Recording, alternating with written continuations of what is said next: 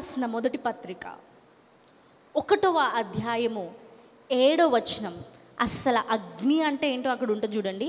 నశించిపోవు సువర్ణము అగ్ని పరీక్ష వలన శుద్ధపరచబడుచున్నది కదా, దానికంటే అమూల్యమైన మీ విశ్వాసము ఈ శోధనల చేత పరీక్షకు నిలిచినదై యేసుక్రీస్తు ప్రత్యక్షమైనప్పుడు మీకు మెప్పును మహిమయు ఘనతయు కలుగుటకు కారణమగును.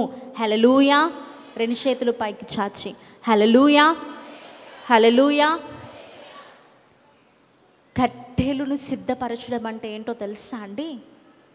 ఒక సమర్పణ, ఒక సమర్పణ. నేను దేవుని కొరకు కాల్చబడడానికి ఇష్టపడుతున్నాను అనే ఒక సమర్పణ. ఆయన కొరకు నలపబడడానికి, ఆయన కొరకు అరిగిపోవడానికి, కరిగిపోవడానికి ఒక సిద్ధ మనసు మనలో ఉందా అండి? ఆ సమర్పణ మనలో ఉందా అండి? ఎప్పుడు ఇప్పటి వరకు ఇన్ని ఏళ్ళగా సుఖవంతమైన పరిచర్య చేశాం తల్లి. ఇక నుంచి శోధన కాలములు మొదలవుతున్నాయి. ప్రతి క్రైస్తవులకి చెప్తున్నాను, శోధన కాలం అతి భయంకరమైన. నీ ఆత్మీయ జీవితానికి ప్రతిరోజు ఒక పరీక్షే, ప్రతిరోజు పరీక్షే.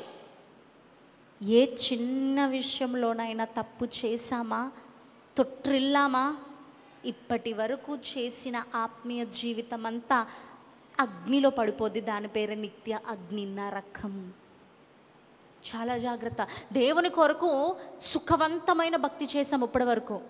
నచ్చిన టైంకి వచ్చాం, నచ్చిన టైంకి వెళ్ళాం, నచ్చిన చోట్ల తిరిగాం. ఆదివారం ఒకలా ఉన్నాం, శుక్రవారం ఒకలా ఉన్నాం, మిగిలిన 5 రోజులు ఒకలా. చాలు తల్లి, ఇంకా చాలు.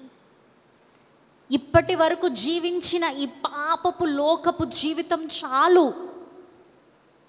ఇది పరీక్షా కాలం, ఇది పరీక్షా కాలం, కాల్చబడే కాలం. ఇది శోధనలను ఎదుర్కొనవలసిన కాలం. ఇది అగ్నితో మండించబడవలసిన కాలం. ఇది అపవాదిని మీద బాణములు వేస్తూనే ఉండే కాలం. ఇది తెరపు లేకుండా యుద్ధము చెయ్యవలసిన కాలం. ఇది ఎలా ఉంటుంది అంటే ఆత్మీయ జీవితం అలా ఉంటుంది. మీకు సంభవిస్తున్న ప్రతి సూచనలు అర్థమైపోవాలి ఈ పాటికే. ప్రతి సూచన, నేను అవి చెప్పలేను, మీరు అర్థం చేసుకోండి. ప్రతివి మారుతున్నాయి.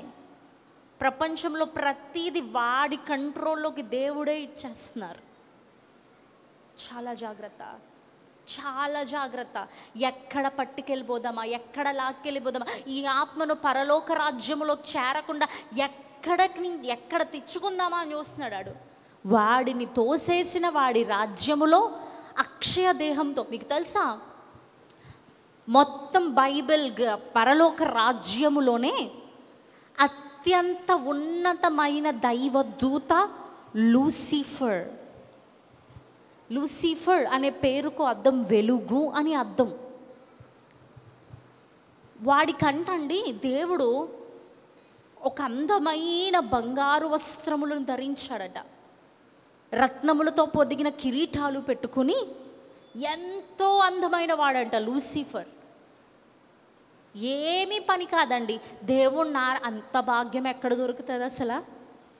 అంత భాగ్యం ఎవరికి?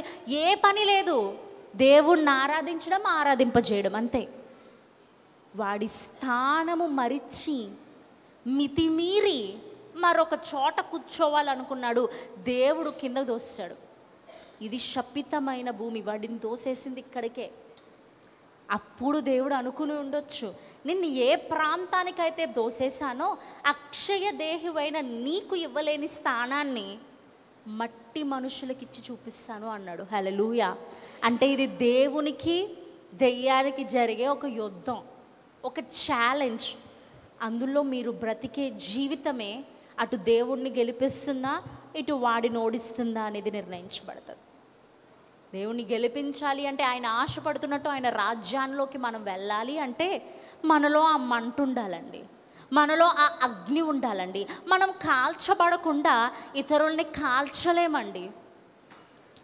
నా బాటిల్లో వాటర్ ఉంటే దాహంతో ఉన్న వాళ్ళకి ఇస్తాను, నా బాటిలే ఖాళీగా ఉంటే నేనే ఇంకొకరి దగ్గర పరిగెత్తాలి. నేటి క్రైస్తవ్యం అలా అయిపోతుంది. నేటి ఆత్మీయ జీవితాలు ఇలా అయిపోతున్నాయి. అందుకే ఇంకొంచెం వెలిగించబడదాం, పూర్తిగా వెలిగించబడదాం. ఈరోజు అడుగుదాం దేవుని, దేవా ఆరిపోని ఆత్మనివ్వయ్యా నాకు, హల్లెలూయా. చల్లారిపోని ఆత్మనివ్వయ్యా నాకు, హల్లెలూయా. ఇతరులను వెలిగించగలిగినంత సామర్థ్యము కలిగిన ఆత్మ వరములనివ్వయ్యా నాకు, హల్లెలూయా. నా అరికాలు మొదలుకుని నడినెత్తి వరకు నీ ఆత్మ అభిషేకముతో తాకయ్యా, హల్లెలూయా, హల్లెలూయా. ఇదే అడుగుదాం దేవుణ్ణి, ఇదే వరం అడుగుదాం దేవుణ్ణి. ఆ కోల్పోయిన ఆ ఆత్మను మరలా మనం తిరిగి పొందుకుందుము గాక. ఆమెన్. ఎప్పుడు? మనము కాల్చబడడానికి సిద్ధపడినప్పుడు, మన కట్టెల్ని తీసి ఆయన బలిపీఠం మీద పెట్టినప్పుడు సమర్పణ ఉండాలి. ఈ ఆత్మవరము అందరికీ రాదండి. చావైనా బ్రతుకైనా యేసు కొరకే అనుకుంటావా? ఈరోజు ఆయన నిన్ను వెలిగించబోతున్నాడు, హల్లెలూయా. వెలిగించబడిన మనము అనేక మందిని వెలిగించుదుము గాక. Amen, amen, amen. ఆ సమర్పణ ఉందా? దేవా నువ్వు ఎక్కడికి వెళ్ళమన్నా నేను వెళ్తానయ్యా, నీ సువార్తను మోసుకుని. కుటుంబాన్ని వదలాల్సిన పరిస్థితి వస్తుందా? నేను వదలడానికి సిద్ధం. ప్రాణమే ఇచ్చేయాలా నీ పని కొరకు? సిద్ధం. ఎక్కడికి పొమ్మంటే అక్కడికి పోతానయ్యా, ఏమి చేయమంటే అది చేస్తానయ్యా. ఆ సిద్ధపాటు ఉందా? నీ సమర్పణను బట్టి ఎన్నిక మనము లేకపోయిన వారిమైనా, యోగ్యులము మనము కాకపోయిన వారిమైనా మనల్ని మండిస్తాడు ఆయన. ఎందుకో తెలుసా? సమర్పణతో మనం అనేక మందిని మండిస్తామనే ఆశతో.